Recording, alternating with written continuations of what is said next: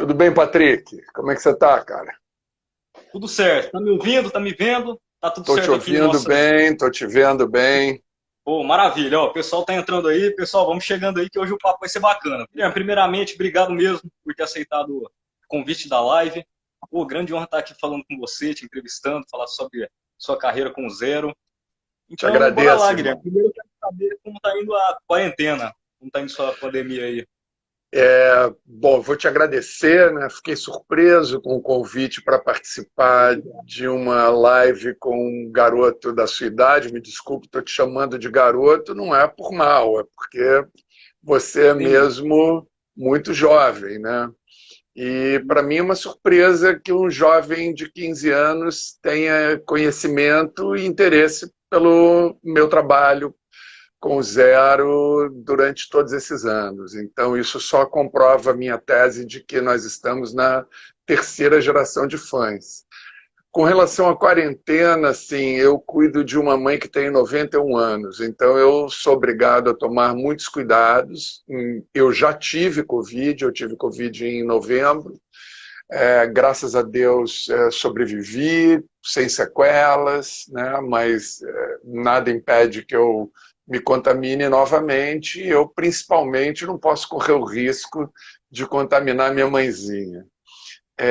E o que eu acho dessa quarentena é que ela vai ser uma explosão de criatividade, porque eu já fiz mais de 10 canções novas durante essa quarentena. Lancei a primeira que eu compus no dia que eu compus em março, logo na primeira quinzena da quarentena, em março de 2020, e lançamos em outubro, e produzida pelo Apollo 9. Estamos já finalizando a produção do segundo single, que deve ser lançado até o fim do mês, que está sendo produzido pelo Júnior Tolstói.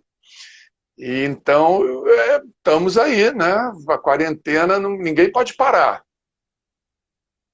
Isso aí, verdade, isso aí. Vamos começar aqui nossa entrevista. Eu quero começar sabendo aqui, Guilherme, o que te chamou a atenção na música? Como você começou? Como você foi hipnotizado pela música, né?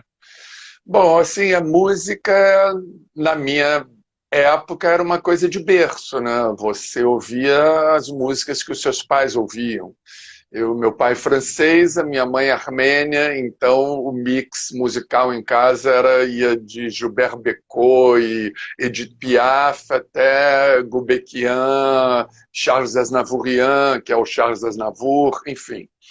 É, Além disso, o rádio era uma fonte muito rica de informação musical, porque as rádios tocavam muita música italiana, muita música francesa, e isso tudo desapareceu do rádio. Você hoje raramente escuta no rádio alguma produção que não seja norte-americana. E a música sempre esteve na minha vida. Eu pedi uma bateria para o meu pai, ele me deu uma flauta doce. E aí eu comecei a tocar flauta doce. Logo, com a sua idade, eu estava em Búzios tocando nas fogueiras com pessoas que depois se tornaram artistas famosos. Alguns já eram artistas consagrados, como o Sérgio Magrão, que já tinha o Terço, depois fez o 14 Bis, né? E outros que iriam nos encantar e continuam nos encantando, como a Ângela Rorô, o Hildon, né? Eu toquei muita flauta doce com essa galera em volta de fogueira na praia. Só que eu estudei com a sua idade, por volta de 15 anos, no Colégio Rio de Janeiro. Na minha turma tinha o Lobão e nós fizemos a nossa primeira banda juntos. Grêmio Recreativo Nádegas Devagar.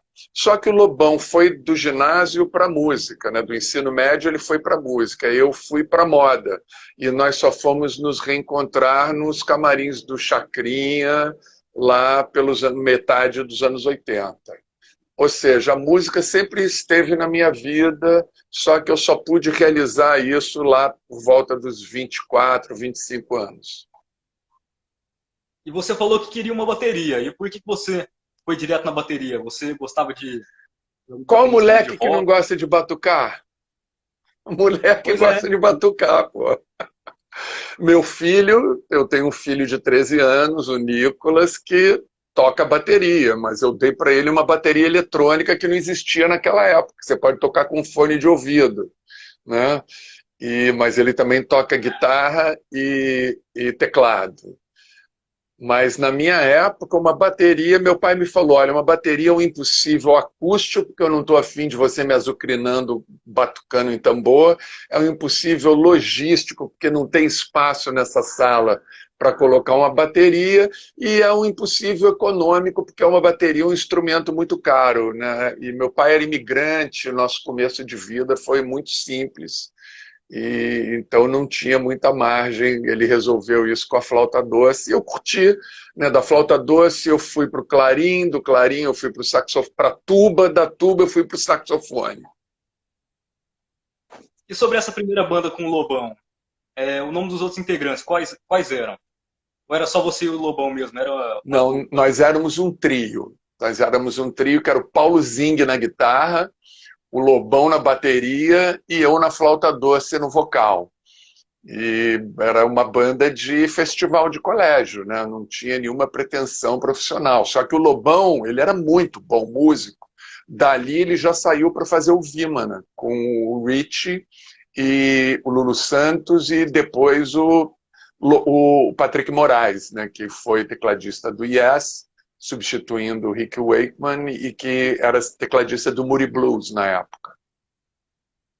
Você já começou a escrever música nessa época? Ou isso foi mais para frente? Eu sempre escrevi, né? Eu nunca, assim, eu lia muito quando eu era garoto, mas eu não lia muito poesia, eu lia muita prosa, né? Então eu tenho essa lacuna intelectual, digamos assim, de conhecer pouca poesia. Eu só comecei a ler poesia mais velho. Então as minhas composições, elas são narrativas, né?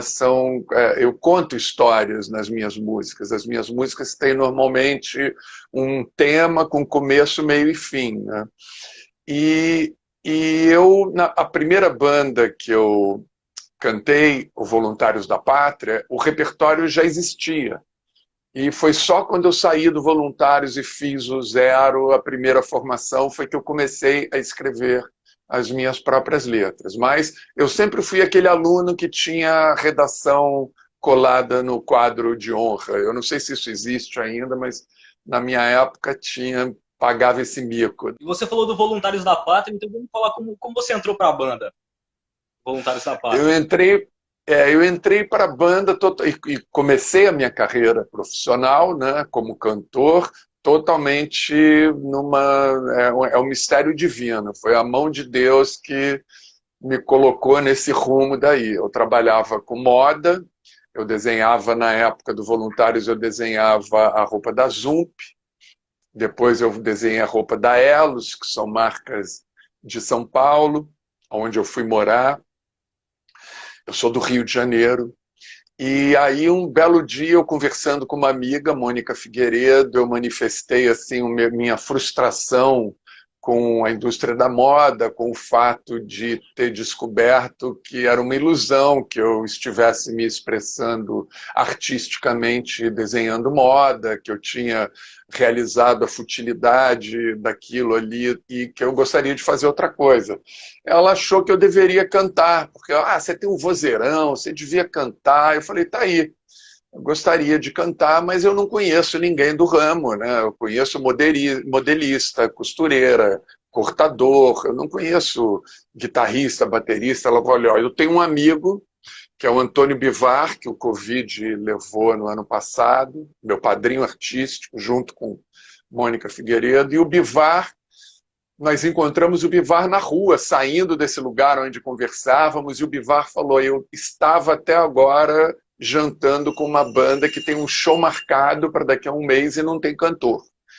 No outro dia, o guitarrista do Voluntários, o Miguel Barella, me ligou, fui fazer uma audição naquela semana mesma e estreiei como cantor do Voluntários da Pátria num show em 1982, no Carbono 14, abrindo o primeiro show do Ira. O avanço da história me deixa nervoso. O Voluntários, eu acho que é uma das grandes bandas injustiçadas do Brasil. Acho que os Voluntários tinham que ter dado certo. Cadê o socialismo? Para quem não sabe, Voluntários da Pátria, o primeiro baixista da banda foi o Maurício. Maurício Defende, que explodiu com o traje. Isso, ele já era baixista do Ultraje. A gente foi lá pegar ele emprestado. Grande Isso. Maurício. O Maurício contou isso aí na live que eu fiz com ele. Ele disse que o pessoal pegou ele emprestado. Pois Mas é. como foi o primeiro contato com todo mundo? Já saiu tudo bem o som? Cara, incrivelmente, assim, as canções não eram canções óbvias, né? Assim, não eram canções de melodias fáceis, nem de andamentos rítmicos, 4x4, esse tipo de coisa. E a primeira coisa que eles queriam saber é se eu cantava no ritmo e não desafinava. E aí eu fui bem, aparentemente. Os caras falaram, não, esse cara aí tem moral para entrar na banda. E eu entrei na banda e levei para a banda uma coisa performática que marcou de forma emblemática o Voluntários da Pátria na história ali do rock underground paulistano, né? Porque depois de mim passaram pela banda o Nazi.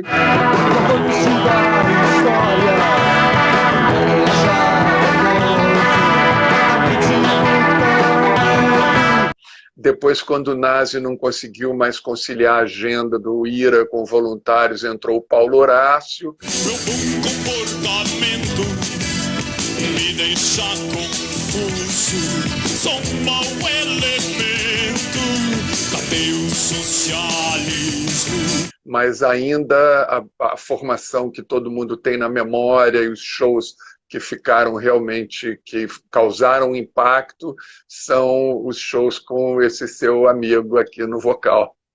Pois é, o grande Gaspa também entrou no Voluntários, né, o baixista do IRA. Entrou no lugar do Maurício.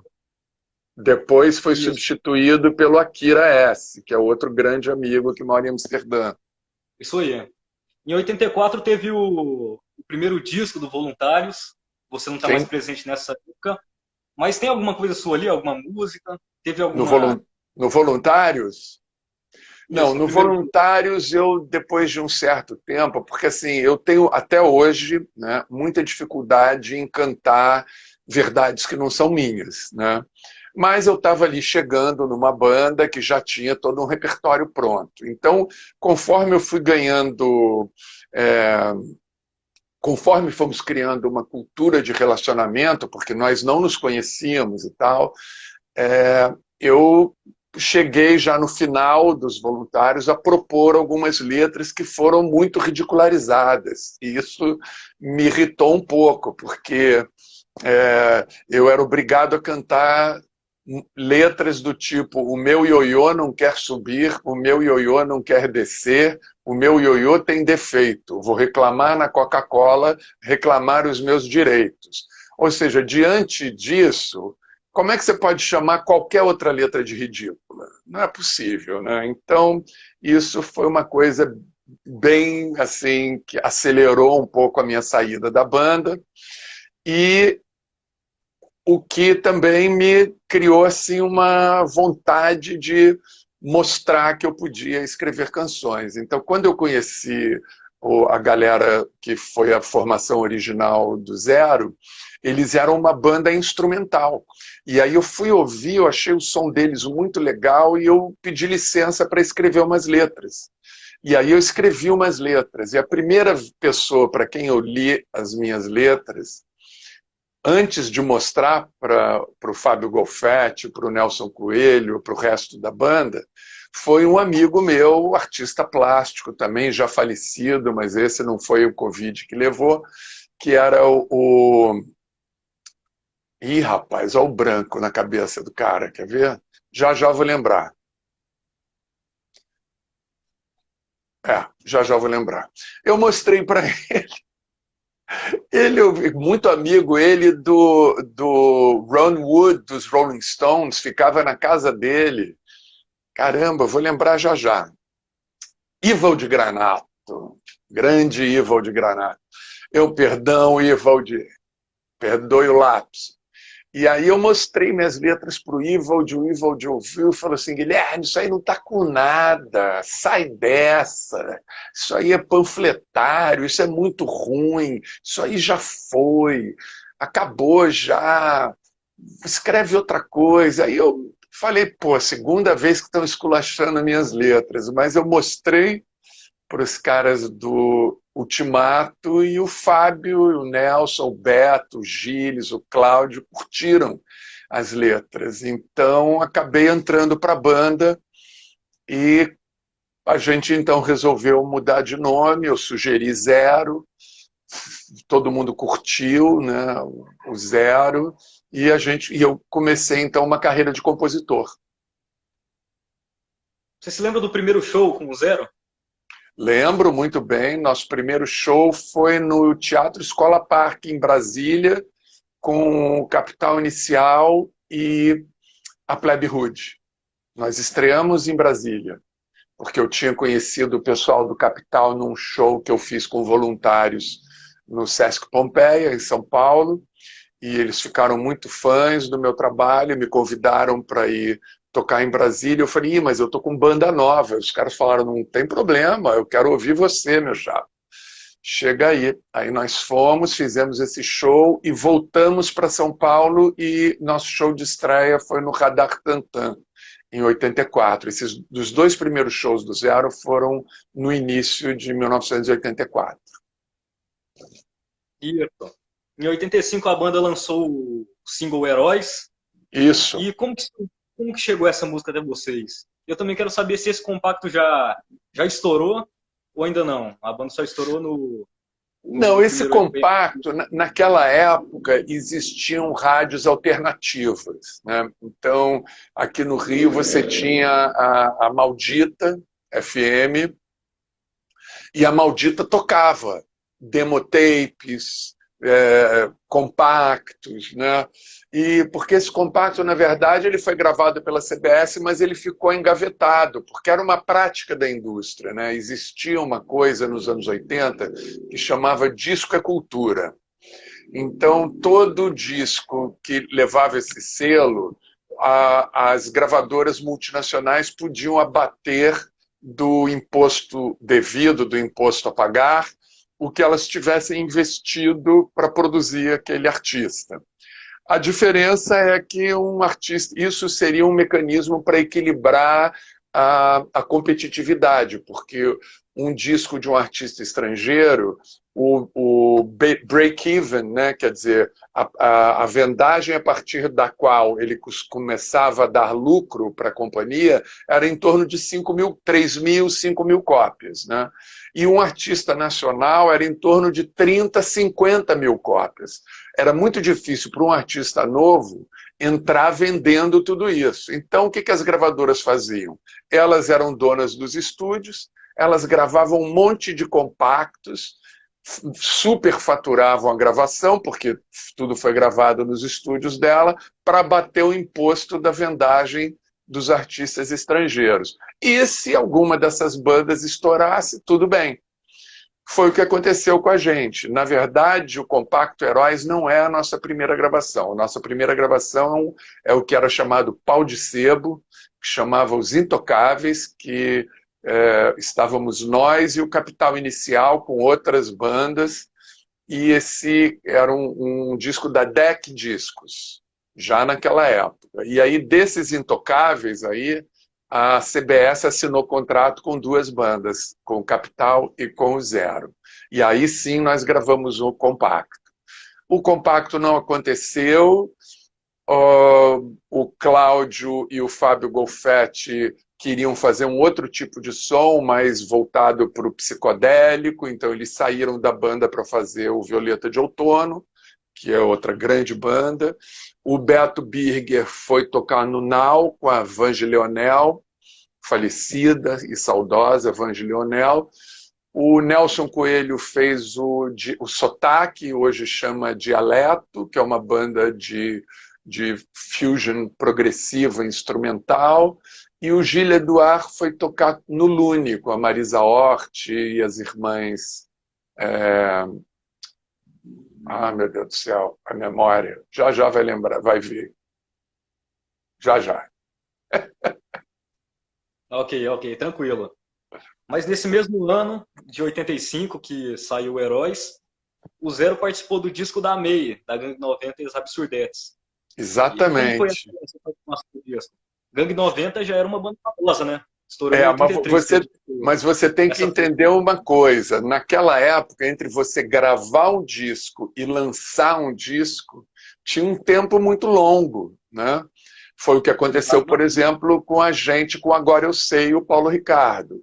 Mas no caso da MEI, né, para você ver, a gangue já tinha acabado, ela fez esse disco Remota Batucada, que é um disco extraordinário na linha do tempo da música brasileira. É um disco que já abria o caminho dela de sustentabilidade, de transculturalismo, né? A May é uma mulher extraordinária, era a grande musa sexy dos anos 80, eu arrastei uma asa ali por ela, e ela foi muito generosa de convidar um outro artista, porque assim, ela não pegou uma música do Zero e gravou, ela chamou o Zero para gravar com ela. E isso daí eu nunca tinha visto acontecer, né? E principalmente no rock paulista, que era um rock assim muito, não vou dizer preconceituoso, mas era muito bairrista, tinha muita panela, muito grupo, entendeu? As pessoas eram muito desconfiadas de quem não era daquele grupo e tal, e a MEI abriu essa porta para a gente. Nós gravamos com a produção do Nico Rezende, Caim e Abel, que é talvez a minha música de sentido mais amplo e minha letra mais sintética, né? Porque a letra é curtíssima. Há muitos anos atrás, no princípio da memória, um irmão matou o outro pela divisão da terra. Essa é a história de Caim e Abel, Caim e Abel, Caim e Abel.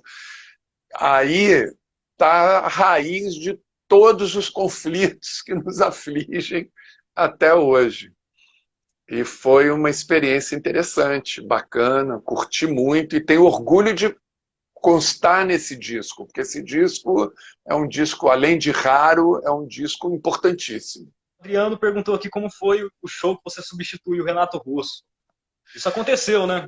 Aconteceu em 1984, na segunda vez que nós fomos a Brasília, né? A primeira vez que eu fui a Brasília, eu fiquei hospedado no apartamento que o Dado e o Dinho dividiam. O Dado ainda não era guitarrista da Legião, a Legião ainda não existia. Renato tinha acabado de sair do Aborto Elétrico, o Fê tinha feito Capital e o Renato tocava como trovador solitário.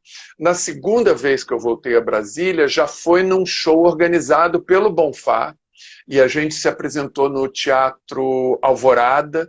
O primeiro show foi no Teatro Escola Parque, que era o teatro de um colégio, né, da Escola Parque. Aí, dessa segunda vez, nós nos apresentamos no Teatro Alvorada e tinha um segundo show que era num festival de vela, na Lagoa Formosa. Esse show da Lagoa Formosa, o Renato teve um problema de saúde, uma indisposição, e não pôde fazer o show, e todo mundo ficou muito frustrado, porque o Renato sempre foi um pouco o guru, o mentor dessa galera lá da Turma da Colina, né? Então todo mundo estava com muita expectativa para ver o show da Legião, e aí eu cantava 6 músicas, o Dinho conhecia mais 6, o Hold conhecia algumas, então a gente cantou no lugar do Renato. Meu dia de Renato Russo aconteceu em Brasília. E como foi esse show? O pessoal, eles gostaram? Porque o Renato Russo é bastante marcante na Legião Urbana, né? Mas era o começo da Legião, né? Não era ainda o fenômeno messiânico que se tornou, né? Ou seja, ninguém jogou pedra na gente porque a gente estava substituindo o Renato. Provavelmente a maioria daquele público ali nem sabia quem era o Renato, né? Porque, como eu disse, era um festival de vela. Então, assim, essa turma do rock brasiliense, embora as bandas fossem formadas por filhos de diplomatas, filhos de políticos, de pessoas conhecidas na cidade, era uma galera muito punk alternativa. Então, e o público de um festival de vela, como você pode imaginar, era um público bem burguês, assim, bem patricinha e mauriçoide de Brasília, que talvez concentre o maior número de patricinhas, Maurícios e filhinhos de papai do Brasil, né? Em Brasília, quase todo mundo, você não sabe com quem você está falando. Então, assim, não era uma galera que era um público de rock, era um público desse evento. Então, todo mundo curtiu, foi um maior showzão ao ar livre. Quem quiser no meu Instagram, que é Guilherme Snar Zero, tem lá fotos desse show, né? E, aliás, eu posso fazer um merchan aqui Pode, tranquilo, tá. tranquilo. Então, assim, porque hoje em dia é muito importante, Patrick. Patrick é o nome do meu sobrinho querido, que fez aniversário esse mês, mês passado, desculpa. Os artistas, né, a maior fonte de renda dos artistas são os shows. E nós estamos há 1 ano e pouco sem fazer shows e não sabemos quando faremos shows novamente. Então, assim, essa história de live é uma alternativa, mas as pessoas ainda não se acostumaram a contribuir. Elas acham que é de graça, eu vou assistir e tal, e elas esquecem que tem toda uma cadeia produtiva para fazer aquilo ali acontecer.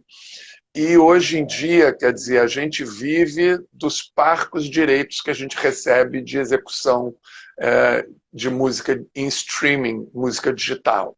Então é importante que você vá lá no Guilherme Snar Zero, no Spotify, no Deezer, no Apple Music, e você siga o artista, que você inclua a música em algum playlist, porque tudo isso vai dar relevância algorítmica para a gente e vai fazer que a gente tenha alguma exposição. Vai lá no YouTube, que é youtube.com/Banda Zero, se inscreve no canal, prestigia os vídeos e tal, porque tudo isso dá relevância algorítmica. E hoje em dia a gente está vivendo disso, cara, de relevância algorítmica. O que é um absurdo, porque isso não paga a conta de ninguém, mas é importante, né? Porque eu tenho, por exemplo, vou pedir também que vocês me sigam no Instagram, Guilherme Snar Zero, porque assim, eu não tenho 10 mil seguidores. Então, se eu não tenho 10 mil seguidores, eu não posso arrastar para cima, né? E aí um contratante fala para mim, mas você não tem nem 10 mil seguidores, qualquer garoto hoje tem 300 mil.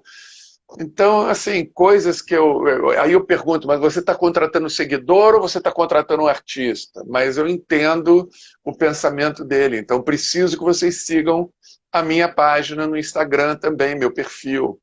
E tudo vai assim, porque é difícil, são novos tempos, a gente tem que se adaptar. Pois é, isso aí. Esqueci da sua pergunta. Não, tranquilo, mas para conseguir 10 mil hoje tem que fazer o quê? Mostrar a bunda na internet, né? Isso que o pessoal valoriza hoje em dia, né? Cara, eu vou te falar o seguinte, se alguém hoje fizer um canal chamado As Merdas que eu Fiz na Vida, e eu não sei se a sua audiência é para menores, né? Porque você é menor, né? Mas eu digo, se você fizer um canal com esse nome, botar uma câmera no vaso sanitário para filmar cada vez que você defeca, vai bombar. Entendeu? Ao contrário, se você é um artista que compõe uma música relevante, no nosso caso, né, eu sou focado em canções edificantes, eu gosto de escrever canções, eu tenho a pretensão de transformar a vida das pessoas com as minhas músicas. Então, eu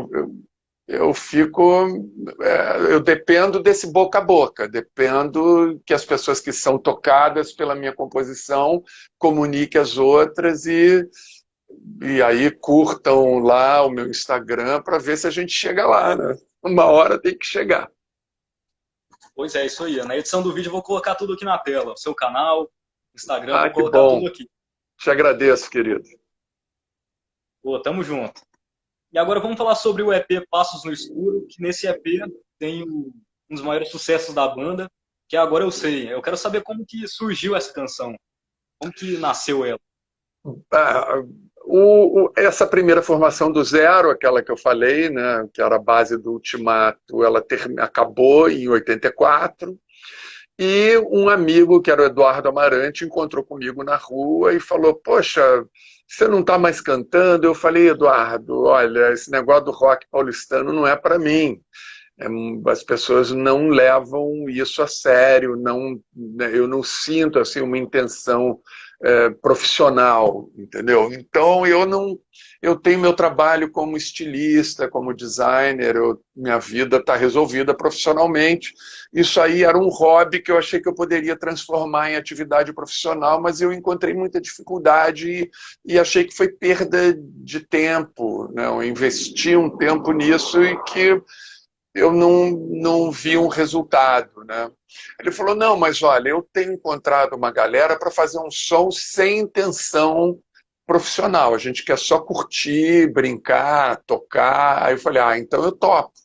E aí ele marcou comigo um dia um ensaio, eu cheguei nesse ensaio, eu toquei a campainha, um senhor de uma certa idade, provavelmente a idade que eu tenho hoje, abriu a porta para mim e falou assim, quem é você? Com um sotaque francês. Eu falei, não, meu nome é Guilherme, eu vim para um ensaio. Ah, tá bom, é lá no quarto das crianças, lá no fundo.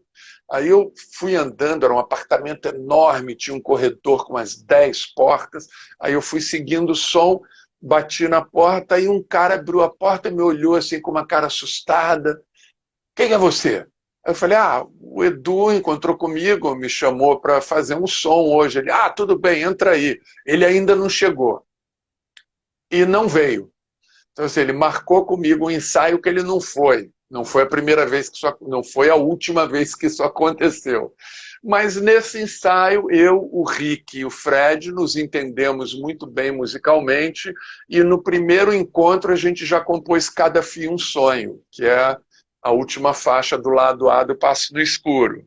Logo em seguida a gente fez Formosa, e logo depois a gente fez Agora Eu Sei. E o Paulo Ricardo, que na época era muito fã do Voluntários e do Primeiro Zero, era amigo do Fred, e o RPM, para você ter uma ideia, o RPM nem existia.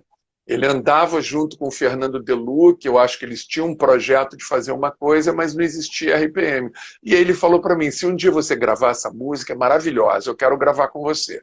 Eu falei, tranquilo, Paulo, vamos gravar. Tudo bem, a gente grava. E passou um tempo, surgiu uma oportunidade de gravarmos, e eu convidei o Paulo para gravar com a gente, conforme tínhamos combinado. Naquela época, eu não sei se você pegou já a LP na sua mão, mas a primeira faixa do lado A era música de trabalho. Era música que ia puxar o disco, né? A música de trabalho do Passo no Escuro, escolhida pela gravadora e pela banda, é Cada Fio um Sonho. É a faixa 1 do lado A. Agora Eu Sei era a segunda faixa. Entre gravarmos e lançarmos o Passos no Escuro, Louras Geladas estourou no Brasil inteiro, o RPM virou um fenômeno bitomaníaco, e quando o nosso disco chegou na rádio, os caras olharam ali, não vamos tocar essa não, vamos tocar essa aqui que tem participação do Paulo Ricardo. E a música estourou, criando um problema para a gente, porque a gente falou, e agora? Será que a nossa música está tocando porque nós somos bons compositores e artistas, ou será que a música está tocando a reboque do RPM? Logo depois, Formosa começou a tocar na mesma intensidade, então nós relaxamos, falamos, não, então tudo bem, então valeu, vencemos pelo próprio talento. Você se lembra a primeira vez da banda na televisão? Chacrinha? Não, primeira vez, nosso primeiro programa de televisão, numa época em que todos os programas eram em playback, foi ao vivo, no Misto Quente da Rede Globo. Eu nunca tinha cantado na televisão, nunca tinha tocado saxofone na televisão, estava nervoso pra caramba, errei nota pra caramba, porque além de ser ao vivo, era com plateia, uma plateia tipo de Rock in Rio, na Praia da O misto quente era na Macumba. praia, né? Hã? Era na praia o misto quente, né? Era na praia. Tem também no nosso canal do YouTube, tem esse vídeo aí. Então era uma coisa assim aterradora para quem nunca tinha se apresentado na televisão, com essa expectativa de não poder errar. Eu estou ao vivo, estou tocando, estou cantando ao vivo. Então meu batismo foi de fogo. E aí depois disso tudo foi fácil, porque era tudo playback, a maioria era playback. O único programa, os outros 2 únicos programas que tocamos ao vivo foi no Perdidos na Noite, do Fausto Silva, que eu fiz questão que nós recebêssemos nosso disco de ouro lá, porque eu achava enganação receber disco de ouro fazendo playback no Chacrinha. Então eu falei com a gravadora, olha, tudo bem, mas eu quero receber nosso disco de ouro no Faustão, porque eu quero, no Faustão não, no Perdidos na Noite, porque eu quero tocar para merecer fazer jus a um disco de ouro. E também, se eu não me engano, no programa da Marília Gabriela, também tocamos ao vivo. Foram os 3 únicos programas.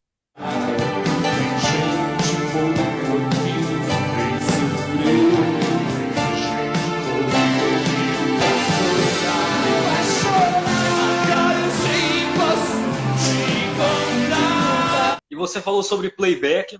Eu sempre faço essa pergunta para o pessoal que tocava em chacrinha, tocava em playback. Alguma vez já deu problema no playback, voltar para o refrão, o disco pular, alguma coisa assim já aconteceu? Nunca me aconteceu de pular, que acontecia, né? Porque no Chacrinha, por exemplo, era frenético. Hoje chama tiete. Na época chamavam politicamente incorretamente de macacas de auditório, né? Não por causa da cor de ninguém, por causa do frenesi, né? Que elas pulavam, rasgavam roupa, roubavam óculos, puxavam, arrancavam tufo de cabelo, unhavam o braço, era um zoológico, assim. E então esbarravam no toca-disco, né? Porque era toca-disco. Aí pulava, né? Comigo, graças a Deus, nunca aconteceu. Mas quando a gente gravou o Globo de Ouro, com Agora Eu Sei, eu fui pego de surpresa porque eles fizeram uma edição da música, eles diminuíram a música para 3 minutos. E eu fui pego de surpresa, e ali você está dublando, né? Você, opa, peraí, faltou um pedaço da música. Mas não que tivesse repetido ou pulado, eles eliminaram um pedaço, uma repetição da letra. Sim, sim. Mas ninguém me avisou. Foi sim, no susto.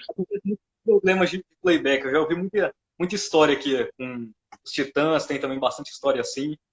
Mas como que eram os bastidores desses programas de televisão? Você ficava nervoso? Como era? Não, eu nunca fiquei nervoso. Assim, eu fiquei nervoso no primeiro programa, no Misto Quente, porque era uma plateia de milhares de pessoas, gravado ao vivo, era a nossa primeira exposição na TV, era a primeira vez que minha mãe ia ver o filho artista, né, e acreditar que eu era artista, né, porque tinha isso. Não, meu filho, eu só vou acreditar que você é artista o dia que eu te ver no Chacrinha. Tinha isso, né? O dia que eu gravei o primeiro clipe para o Fantástico, minha mãe foi na minha agenda de telefone, pegou o nome do diretor, que era o Paulo Trevisan, e começou a ligar para ele. Seu Paulo Televisão? Paulo Trevisan. Ela chamava o cara de seu Paulo Televisão. É assim, eu não aguento mais assistir essa porcaria desse programa. Quando é que vai passar o videoclipe do meu filho? Mas nos bastidores era mó alegria, né? Imagina Chacrinha, cara. Chacrinha, Chacretes e todos os artistas, uma mistura, né? O Chacrinha era o verdadeiro pai do rock, né? Porque ele colocava as bandas de rock na sala das pessoas, junto com a avó, o avô, o pai, a mãe, porque tocava Genival Lacerda, falecido e saudoso, tocava Caetano, tocava Baby Consuelo, tocava Kátia, Cega, Joana, Plebe Rude, Zero, era uma salada que não existe mais hoje na TV, né? Hoje em dia a TV só trabalha com segmento, então você assiste um programa musical, é assim, ou só pagode, ou só funk, ou só sertanejo, essa mistura que Chacrinha fazia, infelizmente, nunca mais aconteceu. E isso empobreceu a música brasileira. Pois é, isso aí, falta bastante isso na televisão. Mas, Guilherme, quando você viu que a banda realmente estava fazendo sucesso, estava estourando? Você vai dar risada, mas assim, nossa música chegou a ter 50 execuções diárias, né? 50 execuções diárias equivale a dizer que em qualquer momento do dia que você girasse pelo dial, a nossa música estava tocando em alguma rádio. Então, isso é sucesso, né? Mas eu descobri que eu estava fazendo sucesso mesmo um dia que nós fomos fazer um show em Santos e o ônibus da banda parou num sinal e tinha uma mesa de botequim e os caras estavam batucando um pagode assim. Há muito tempo eu ouvi dizer que um homem vinha para nos mostrar. Eu falei, porra, meu... Se os caras jogaram Agora Eu Sei no pagode, então a gente está fazendo sucesso. Pois é, isso aí. Você gostou da versão de pagode? Achou bacana? Eu gosto de samba, eu sou compositor de samba. Dessas 10 composições da pandemia, 15, 8 delas são com o Rio do Hora, que é o maestro Rio do Hora, que é um cara que tem 6 Grammys, que é o produtor do Martinho da Vila, do Zeca Pagodinho. Quer dizer, eu faço samba canção, eu gosto de samba. Não gosto exatamente de pagode, porque eu acho... Isso é a minha opinião, tá? Não tem nada a ver, maior respeito por quem gosta de pagode, maior respeito por quem faz pagode, mas eu acho que é um gênero comercial, não faz jus à raiz verdadeira do samba brasileiro. É um samba que, na minha opinião, é aguado. Em seguida teve o álbum Carne Humana. E como foi a gravação desse segundo álbum?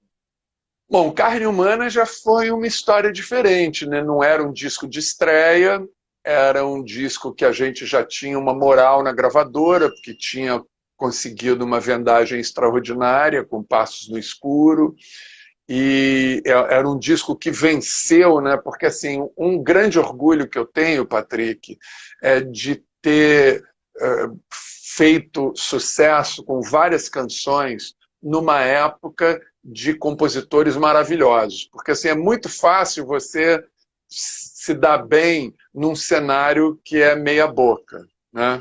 Então, fazendo uma analogia que não tem nada a ver, eu acho, por exemplo, que o surgimento de artistas como o Victor Clay subiram o nível da música pop, porque é um cara que faz letra que você vê que a poesia tem um cuidado, ele tem um respeito pelas palavras, e ele se preocupa em criar situações poéticas que tenham relação com o momento, com a melodia, ou seja, é uma música que, além do lazer, né, do entretenimento, ela te traz alguma reflexão. Então eu acho que para ele, não é que foi fácil, mas eu, por exemplo, notei ele imediatamente no meio de um panorama, porque o que estava em volta eu achava muito aquém do que ele fez e do que ele faz, né?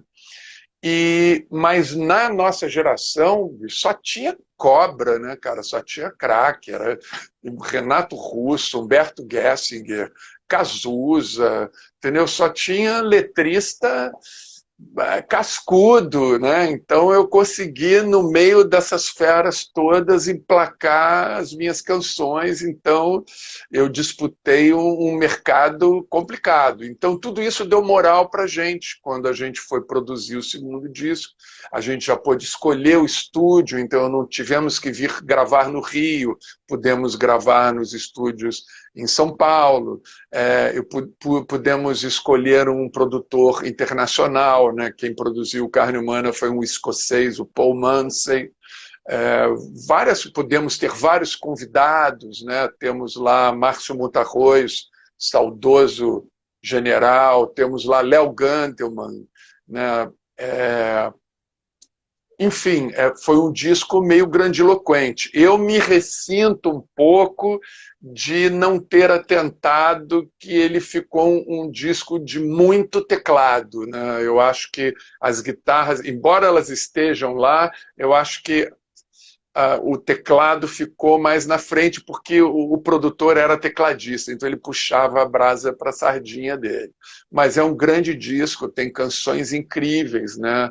Tem uma parceria que eu tenho outro grande orgulho de ser parceiro de Ronaldo Bastos, que era um ícone.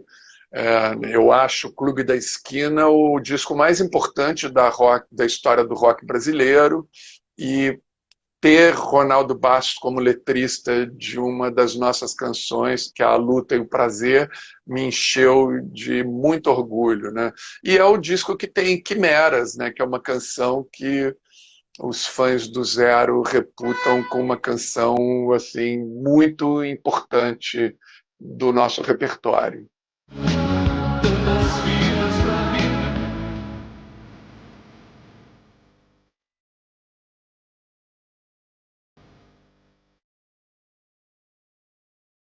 Grande disco Carne Humana. Em 89 teve o fim da banda. E o que rolou ali? Chegou ao fim da banda. Fim de assunto. Ninguém brigou com ninguém, quer dizer, o marco do fim do Zero, ele começa um pouco com a saída do Fred da banda. O Fred era talvez o meu principal parceiro de composição. E ele é um homem de negócios, ele e o irmão dele, Alec, que era o guitarrista do Metrô, eles têm e hoje tem a banda Suspectos, eles têm uma grande empresa de fabricação, importação e de distribuição de instrumentos musicais, que é a Abro Music. E, na época, eu acho que a empresa estava precisando muito da presença dele e ele resolveu jogar a toalha, porque eu vou te falar, isso é um trabalho difícil, o rock and roll. A estrada, você fica mais com a sua banda do que com a sua família, você fica mais no hotel e no aeroporto do que na sua casa, né? Não é uma coisa fácil. E ele resolveu sair da banda e aí isso deu meio uma desestruturada na composição, né? Embora eu compusesse também com o Rick, com o Edu, o fato é que da saída do Fred em diante, a gente nunca mais compôs nada. Então chegou um momento, né, a gente terminou a banda, excursionamos ainda até 92, acho que o último show foi em Foz do Iguaçu, em 92, e cumprindo a agenda que a gente já tinha, e aí a gente chegou à conclusão, olha, estamos há 3 anos repetindo aquelas mesmas canções, não fizemos nada de novo, acho que o nosso assunto juntos acabou. Ninguém brigou com ninguém, somos todos grandes amigos até hoje, nos reunimos a última vez em 2012, no Cine Joia, em São Paulo, para fazer a comemoração dos 30 anos de banda. Tocamos os 2 discos, Passo no Escuro e Carne Humana, na íntegra, e só acabou o assunto, simples assim. Quando chegou nos 15 anos de banda, surgiu a oportunidade de fazermos um show. Aí nos reunimos, em 97, se eu não me engano, acho que foi em 97, 98, e fizemos um show no Ballroom, no Rio de Janeiro.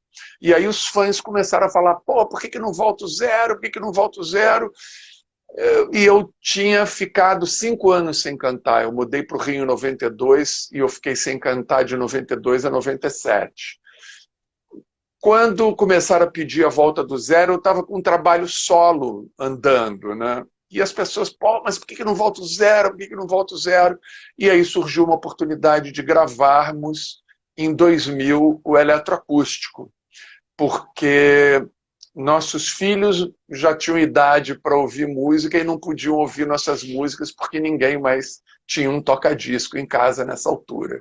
Então a gente precisava de um CD, fizemos esse CD produzido por João Paulo Mendonça, contamos com todos os membros originais e todos os membros da formação clássica do Zero, acrescidos por instrumentistas acústicos, tipo David Chu no violoncelo, Misael da Hora no piano de cauda longa, Diotti Palacapilli nas tablas e André Gomes no sitar, enfim, uma série de acréscimos à nossa música, porque naquela época, todo mundo estava fazendo disco acústico e se dando muito bem, mas o nosso som ele já era suave, né? O disco dos Titãs, acústico, e do Ira, foi importante porque levou o som deles para uma galera que não gostava de som pesado. Então, a versão acústica do Ira, do Capital, do Titãs, tornou mais palatável o som deles e ampliou a audiência. No nosso caso, não, porque o nosso som não era um som pesado, o nosso som era um som melódico, harmonioso. Então eu falei, olha, em vez da gente fazer um disco acústico, vamos trazer instrumentistas acústicos para somarem ao nosso trabalho. E esse disco foi muito bem, o eletroacústico, mas ele está numa disputa judicial que já leva aí 20 anos, e eu tô louco para que ela se resolva. E depois do fim da banda, em 89, fala pra gente o que você fez depois. Você falou sobre sua carreira solo. O que você gravou na sua carreira solo? Explica pra gente. Eu não gravei nada. Fiz vários demos, compus muito samba e fui trabalhar dirigindo restaurante francês, porque culinária é uma das minhas paixões. Fiz um monte de coisas para ter salário, né? Porque assim, eu vinha de uma vida de assalariado como designer de moda. Quando eu decidi assumir a música como profissão, essa história de saber quanto você recebe no fim do mês foi para o espaço, né? Tinha mês que ganhava muito, tinha mês que não ganhava nada. Então quando voltei a morar no Rio em 92, eu fui atrás de segurança, de um salário e tal. Eu já estava com uma certa idade, já tinha conquistado marcas importantes, né, na minha carreira artística. Tínhamos lá 150 mil cópias vendidas, enfim, canções que o Brasil inteiro sabia de cor. Então eu falei, bom, então tá cumprida a minha missão. Deixa eu cuidar agora de botar o leitinho em casa. Entendeu? Mas a música é o meu chamado, então eu não aguentei, né? No final de 5 anos, eu estava tomado por uma angústia vazia que eu só fui descobrir que era a falta que a música me fazia quando o restaurante que eu dirigia contratou um pianista. E na hora vaga ali, que não tinha nenhum cliente, eu comecei a cantar uns sambas com ele. Aí eu falei, opa, tenho que montar uma banda e voltar a cantar. Não chegou a gravar Agora Eu Sei em versão de samba, né? Não chegou a gravar essa versão, né? Não. Ah, sim, não chegou a gravar. Eu tenho um respeito com essa canção, entendeu? Um respeito, por exemplo, que o Paulo Ricardo não teve quando fez uma versão salsa dela, depois gravou uma versão techno dela sem me pedir. Eu tenho respeito, eu jamais pegaria uma canção de um amigo e transformaria ela numa outra coisa, né? Principalmente não sem pedir autorização dele, mas são águas passadas. Comentaram aqui, o Alessandro comentou, fala sobre o álbum Quinto Elemento, do Zero.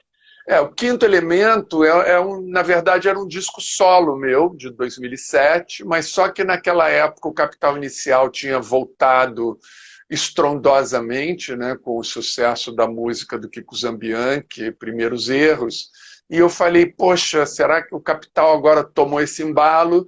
pode ser que eu consiga pegar a cauda desse cometa e reemplacar o Zero. Então, eu, em vez de lançar como um disco solo meu, eu botei lá a minha marca Zero, e é um disco que foi feito, né, independente e tal, com auxílio luxuoso da Luciana Reis, produzido metade pelo Nilo Romero, metade pelo João Paulo Mendonça. É um disco excepcional, tem canções lindas, e é um disco que eu devo subir em breve também para as plataformas, porque esse é meu, eu posso fazer com ele o que eu quiser, então em breve ele estará disponível nas principais plataformas.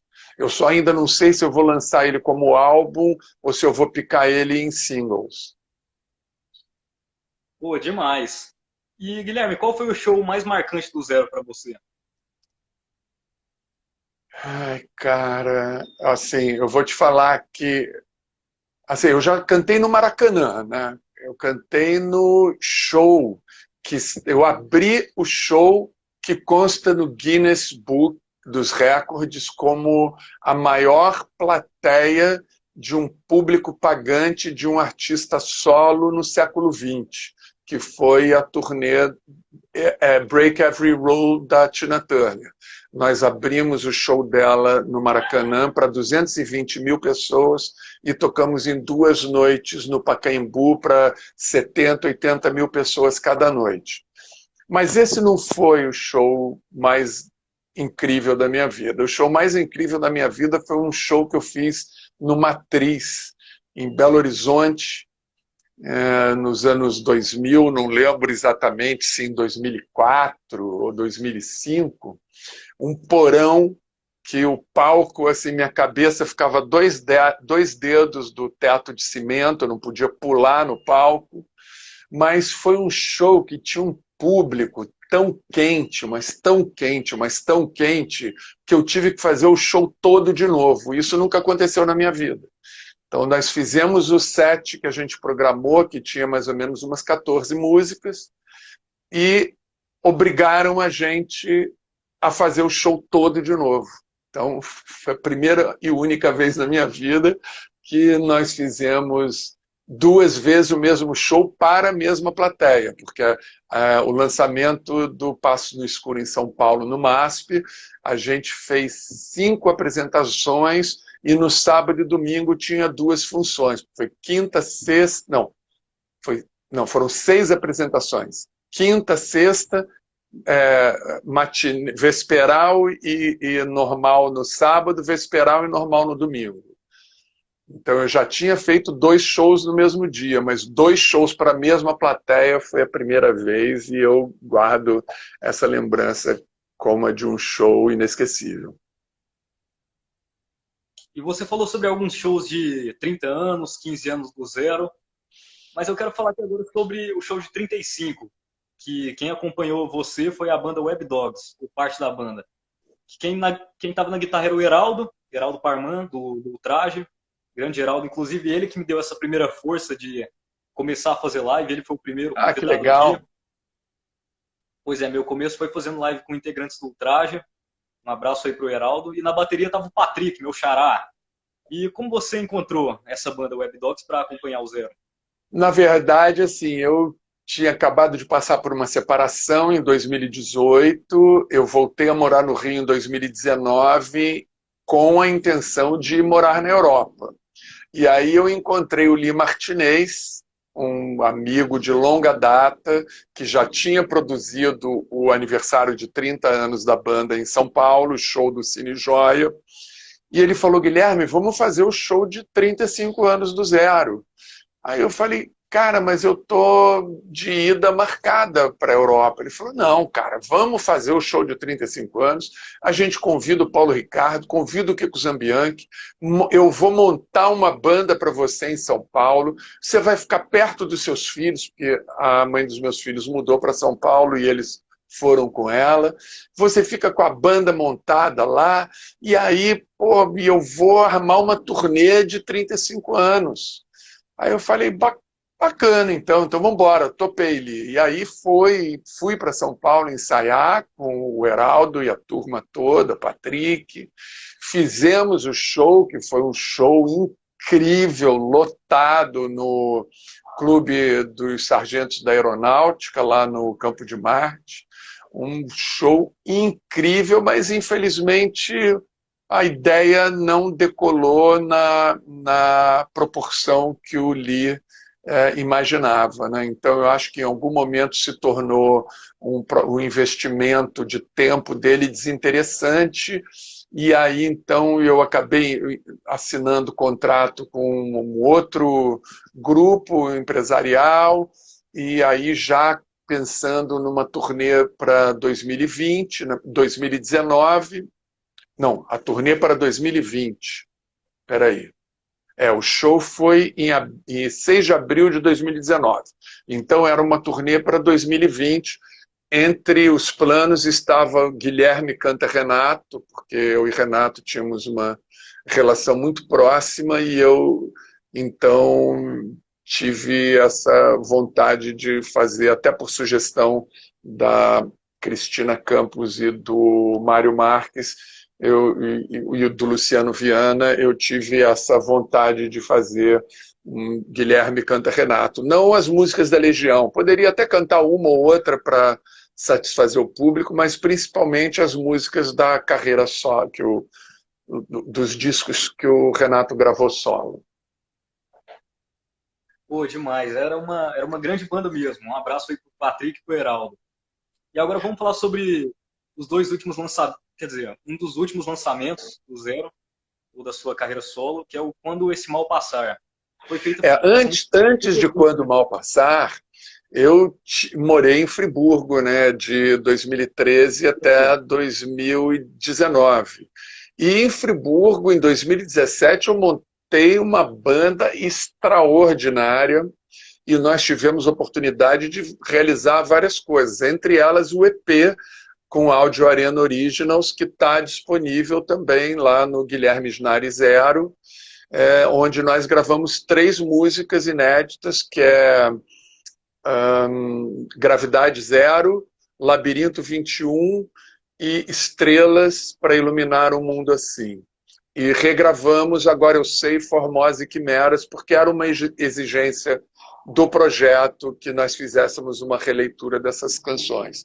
Nós nos apresentamos com essa formação num show maravilhoso com a Plebe Rude no Circo Voador, lotado, repetindo o show de lançamento, porque Passos no Escuro foi lançado junto com o Concreto Já Rachou, e a gente fez a turnê de lançamento juntos. Então também foi um momento extraordinário da carreira esse, e também esse lançamento, né? E aí depois, já agora em 2020, em março, foi que compus com Elísio Neto, que hoje é o guitarrista da atual formação, junto com Fabiano Matos, Nivaldo Ramos, que era dessa banda de Nova Friburgo, e Rigel Romeu nos teclados. Nós lançamos Quando Esse Mal Passar, e possivelmente em breve lançaremos Voar e Não Olhar para Trás. Eu vou falar que essa música foi feita para o Covid, né? Quando Esse Mal Passar, foi isso? Isso, porque na verdade é o seguinte, ela não é feita para o Covid, ela é feita para todos os males que estamos enfrentando no momento. O Covid é só um deles, né? Tem o Covid, tem a situação política, o governo, a situação econômica, entendeu? A pandemia é só mais um dos problemas que a gente está tendo que enfrentar. E nessa música eu faço uma citação à Gangue 90, ao Júlio Barroso, né, porque Telefone é talvez a primeira canção desse rock moderno brasileiro que fala do amor virtual, né? E ele tinha um verso que dizia: nossa onda de amor não há quem corte. E eu fiz um verso que é: enquanto a gente se beijar, não há quem corte a nossa onda, fazendo uma homenagem singela nessa citação ao meu amigo saudoso Júlio Barroso. É isso aí, Júlio Barroso, grande gênio, deixou a gente em 84. Quero saber quais são seus projetos para o futuro. Cara, assim, eu vou ficar muito feliz de voltar a fazer show. Então, eu não tenho uma noite que eu vá deitar ou que eu acorde sem mentalizar uma plateia na minha frente me ouvindo cantar. Então, isso é uma coisa que eu tenho muita saudade desse calor, porque assim, eu fiz show sem plateia no Caxias Music Festival do ano passado. É legal, é bacana, mas 50% do show é a plateia que faz. Eu estou ali e é um jogo de tênis. Você levanta a bola, a plateia corta, e você corta daqui, a plateia levanta de lá. Isso é uma coisa que me faz muita falta. Então, um dos projetos é logo, logo estar vacinado, a população brasileira estar vacinada e nós podermos novamente frequentar ambientes de aglomeração, porque vai ser difícil fazer um show de rock com distanciamento social. E eu tenho também muita música inédita, porque, como eu disse, essa pandemia, eu tenho a impressão que o fim dessa pandemia vai ser semelhante ao fim do regime militar. Eu acho que a gente vai viver alguma coisa semelhante ao que foi o boom dos anos 80, porque a todo movimento de contração sobrevém um movimento de expansão, e as pessoas estão criando loucamente na quarentena, no confinamento, e isso em algum momento está acumulando uma pressão que em algum momento vai explodir.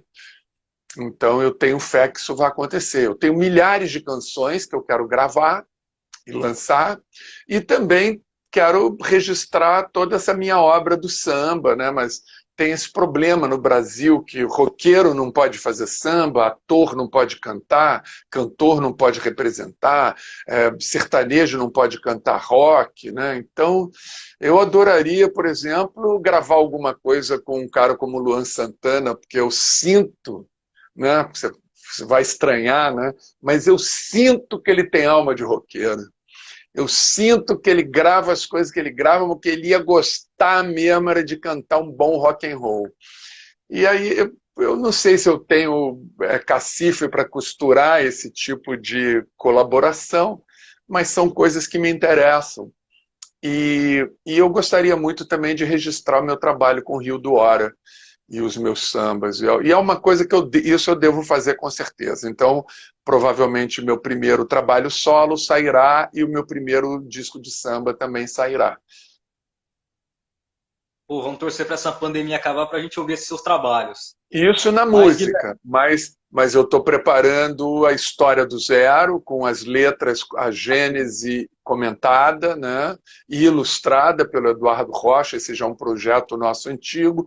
Na verdade, eu ia fazer 2 livros, um da história do zero e outro com as letras comentadas e ilustradas. Mas aí o momento está tão complicado que eu acho que eu vou juntar tudo numa coisa só.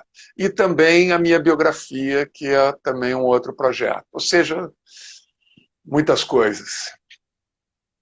Pô, isso aí. Vamos torcer para essa pandemia acabar logo. Mas, Guilherme, muito obrigado mesmo pela sua participação, pela sua atenção aqui, humildade. Gostei muito da live, espero que você tenha gostado. Eu agradeço todo mundo aí que entrou. Desculpa se eu não consegui ler uma pergunta aí.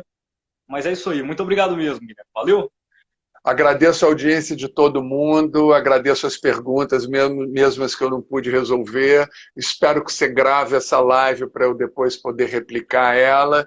E te parabenizo pelo seu interesse, né, extrageracional. E te agradeço pelo seu conhecimento sobre a música da minha geração. E, pô, vai nessa, segue em frente. Vi que você toca uma guitarra, manda ver, velho. Obrigado, Guilherme. Tamo junto. Abraço, valeu, boa noite. Namastê, boa noite.